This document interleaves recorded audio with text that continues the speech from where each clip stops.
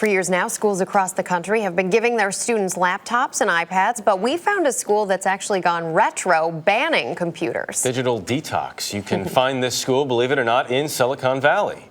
Priya David Clemens visited this center of old school learning. Each one of these intersections should go through the center of the circle. As math teacher Bob Del Oliver writes on a chalkboard, students use actual paper and pencils. Algebra 1 textbook, Spanish notebook. During recess, playing real games, not video games, and there's not a cell phone nor a laptop in sight. You've crossed out words and put new words in. Wouldn't this be easier to do on a word processor? It would. As far as writing, I can write pretty fast. What's surprising is that these unwired kids come from the most wired of families. I've been in high technology in the Silicon Valley area for 25 years or so. Kempton and Janice Azuno's kids attend the Waldorf School of the Peninsula, in the heart of high-tech country. There's plenty of time for them to learn technology.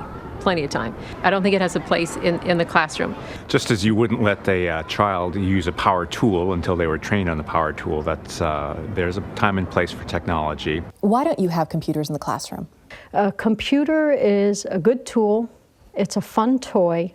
It can even be a tutor, but it's not a teacher. I found a baby wormy. Whoa! I found a worm too. Here, everything is hands-on instead of online. I do have my time with technology when I get home. It's just not in the classroom, and I like that. I really enjoy the fact that technology is something you use at home, and it is there to support what you're doing in your education, but it's not what your education is based on. Waldorf is bucking a national trend of schools going digital, like Wilbur Wright Middle School in Munster, Indiana. We feel like we are pioneers. Pioneers because every student has a laptop, every library desk, a desktop. One reason, subjects like science can be constantly updated online. Here, the textbook just can't compete.